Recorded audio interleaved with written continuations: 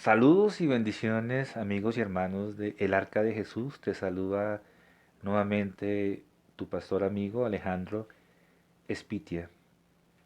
Y bueno, este tema que hoy vamos a hablar, como todos los temas que Dios pone en el Arca de Jesús, son muy importantes.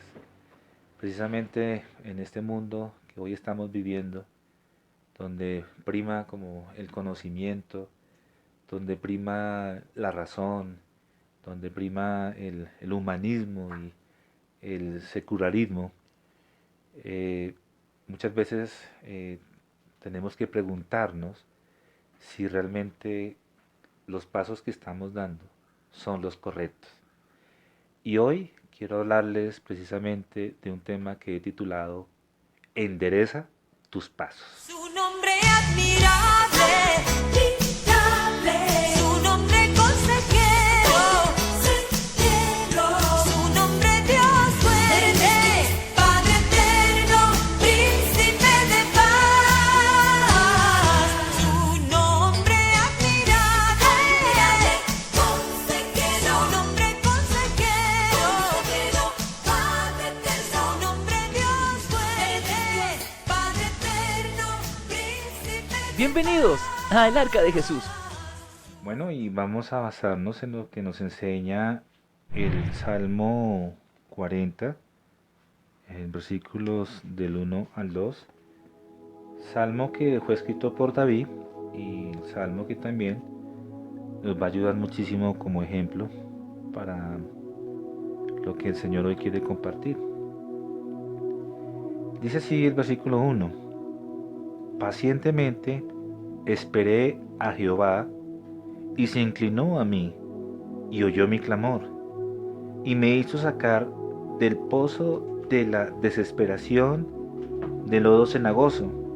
Puso mis pies sobre peña y enderezó mis pasos.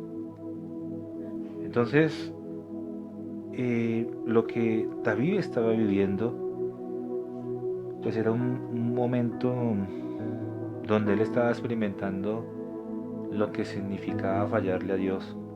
¿Sí? Recordemos que David tuvo muchos privilegios. Primero, en su adolescencia, ser pastor de ovejas.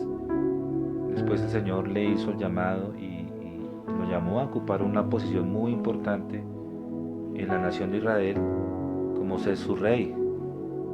Y lo hizo por 40 años y lo hizo también por 7 años sobre Judá. Entonces, digamos que al estar en esa plenitud de ser rey, pues por supuesto tenía muchísimos beneficios. Posiblemente en algún momento él se alejó de Dios. Posiblemente su humanidad y su carnalidad salió a flote y en ese momento le falló al Señor, cayó en pecado. Y yo quiero utilizar precisamente este ejemplo de este hombre para hablarles por qué de la necesidad de enderezar nuestros pasos. Porque el pecado en sí nos desvía de nuestros pasos y nos desvía de nuestros propósitos con Dios. El pecado en nuestras vidas no puede verse como algo normal, donde Dios tiene que aceptar y tolerar lo que hacemos. No podemos justificar nuestras acciones y hacerlas notar como algo normal. No. El pecado en el hombre produce separación de Dios. Y Dios como creador, cuando yo peco, dejo de experimentar lo que se llama el gozo, la alegría y la salvación que Dios me da. Entonces, siempre el pecado va a generar una consecuencia. ¿Sí? No pensemos que porque estamos pecando y vemos que de pronto no sucede nada, no va a pasar nada. Quiero decirte, hoy el pecado siempre va a generar una consecuencia. ¿Sí? Y muchas veces, cuando ya mente se cauteriza, cuando ya perdemos el temor de Dios, puede pasar lo que el apóstol Pablo nos anuncia en la carta a los Romanos, en el capítulo 6, en el versículo 23. Porque la paga del pecado es muerte. Así que es el pecado, es separación, es errar en el blanco. Y esa separación se produce de manera espiritual o también de manera física. Entonces por eso, he aquí la necesidad de que nosotros, nuestra vida, nuestro comportamiento, nuestra manera de actuar, nuestra manera de andar sea enderezada por el Señor. Entonces no podemos aceptar o no podemos pretender en nuestra mente, ni mucho mente en la mente de Dios, que el Señor acepte nuestros pecados. Y aquí es donde el hombre debe nuevamente humillarse, debe pedir perdón, para que se produzca una sensación de reconciliación y nuevamente la amistad con Dios. Yo quiero especificarte algo profundo, y es que no es que Dios se aleje de nosotros, nosotros somos los que nos hemos alejado de Dios, pero el tema del pecado no es algo que podamos negociar con Dios. La Biblia misma nos lo está diciendo. El pecado produce ¿qué? Muerte. Y cuando miramos estos 17 versículos que David compuso, pues vemos una actitud de humillación y una actitud de volver a Dios. Y en el Salmo 40, versículo 4, dice aquí: bienaventurado el hombre que puso en Jehová su confianza y no mira a los soberbios ni a los que se desvían tras la mentira. Entonces, el primer paso es volver a reconocer a Dios, es volver a mirar hacia Dios y es volver a aceptar a Dios.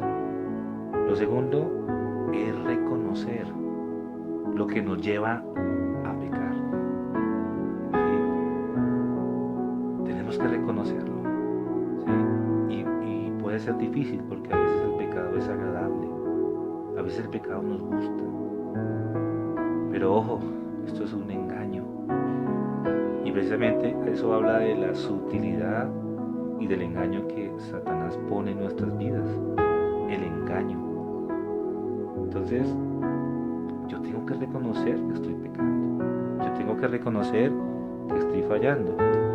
Y ahí también seguimos en el Salmo, capítulo 40, versículo 8. Notemos lo que nos enseña. El hacer tu voluntad, Dios mío, me ha agradado, y tu ley está en medio de mi corazón. Entonces, el hacer la voluntad de Dios es precisamente el obedecer a Dios. Eso es hacer la voluntad de Dios.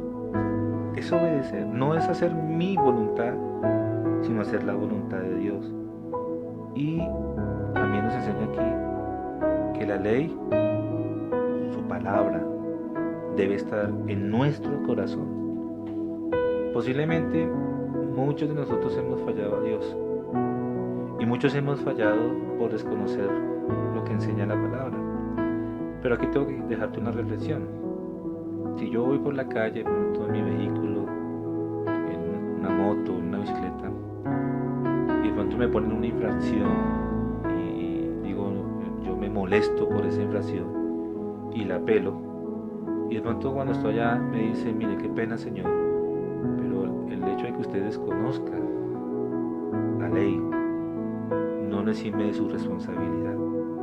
Y eso muchas veces nos pasa con las cosas de Dios. No conocemos la ley, pero eso no exime de que no estemos pecando. Eso pasa realmente. Entonces, el hacer la voluntad de Dios es obedecer.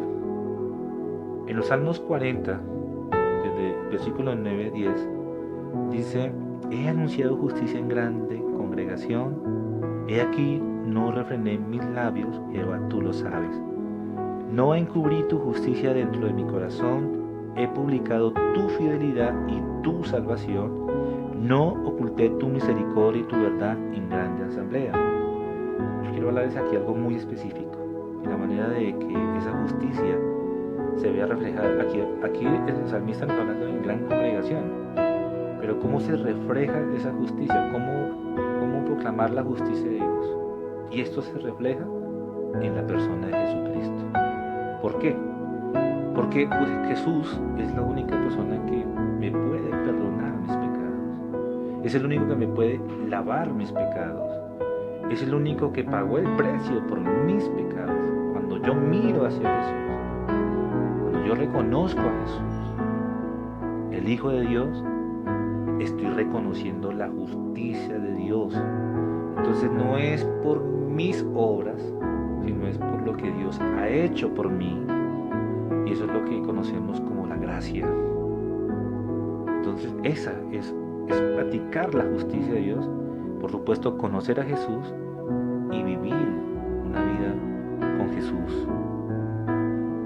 Ahí encuentro también que nos enseña la necesidad de confesar nuestros pecados. En Proverbios 28:13, la Biblia dice: el que encubre sus pecados no prosperará, mas el que los confiesa y se aparta alcanza misericordia. Y es lo que también vemos en el Salmo 40:11. Jehová, no retengas de mí tus misericordias, tu misericordia y tu verdad me guarden siempre. Y sabes, hermano, los brazos del Señor están abiertos. Los brazos del Señor están abiertos esperando quienes quieren reconciliarse con Él y quienes quieren buscarlo a Él, quienes quieren vivir una vida que le agrade a Él. Solo te puedo decir, si tú tomas una decisión de seguirlo a Él, de seguir su voluntad y de enderezar tus pasos, te aseguro que Dios se volverá hacia ti. Dios te amará, Dios te entregará y volverás a disfrutar de las cosas que sientes que habías perdido. Y mira, es difícil entender esto, pero qué bueno que tenemos a Jesús. ¿Sabes por qué? La Biblia en 1 de Juan, en el capítulo 2, en el versículo 1, dice: hijitos míos, estas cosas os escribo para que no pequéis. Y si alguno hubiere pecado, abogado tenemos para con el Padre a Jesucristo, el justo. Entonces, ¿qué te quiero invitar? No te quedes consumido en el pecado. Despójate del pecado. Despójate de todo aquello que te está asediando, que no te está produciendo libertad, y comienza a caminar con Dios a través de su palabra, a través de su Hijo. Y te aseguro que vas a volver a experimentar el gozo, la paz, la salvación y las bendiciones que el Señor tiene para ti. Bendiciones para ti, para tu casa y para tu familia.